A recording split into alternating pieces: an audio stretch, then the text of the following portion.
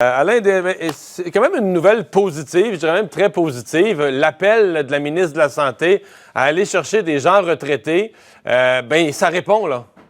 Oui, selon les derniers chiffres là, que j'ai obtenus du ministère de la Santé, il y a eu 5000 curriculum vitae qui ont été envoyés à l'adresse et je vous la donne, là, je contribue covid19@msss.gouv.qc.ca. On a reçu 5000 curriculum vitae qu'on est en train de trier, mais on dit c'est pas assez. S'il y a encore des jeunes là, qui ont déjà travaillé dans le réseau de la santé ou qui sont sortis du réseau de la santé au cours des dernières années, bien, on vous demande de vous manifester pour venir aider là, au cours des prochaines semaines. Vous l'avez senti au cours des derniers jours, il y a un sentiment d'urgence beaucoup plus pressant pour s'organiser du côté du gouvernement du Québec. Hier, on a rencontré, entre autres, la Fédération des médecins spécialistes qui a dit qu'il y avait 220 médecins en isolement actuellement qui sont prêts à venir aider, tout comme des centaines de médecins qui ont 70 ans et plus qui peuvent également contribuer à l'effort de santé. Il y a des rumeurs, Mario, ici à l'Assemblée nationale. Demain,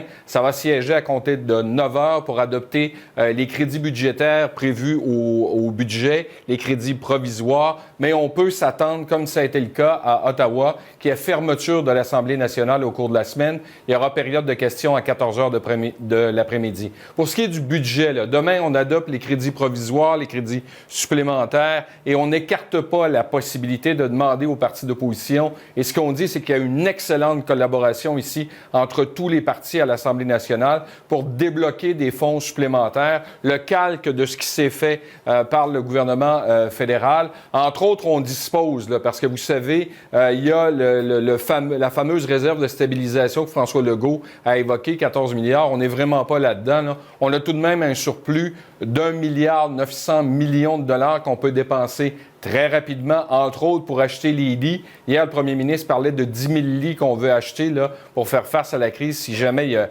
énormément de gens qui tombent malades et ça pourrait arriver. Bref, on va se préparer là-dessus demain pour adopter les crédits. Peut-être vous dire que le premier ministre a déplacé son point de presse à 13h45 parce que le premier ministre canadien fait le sien à 13h. Il y aura également, et ça c'est très attendu, le ministre du Travail, M. Boulet, qui va tenir un point de presse, lui, à 16h cet après-midi. Il va déployer son bouquet de mesures pour aider les travailleurs autonomes, ceux qui sont sans emploi, les entreprises qui sont en difficulté. On va connaître les sommes qui leur seront consenties.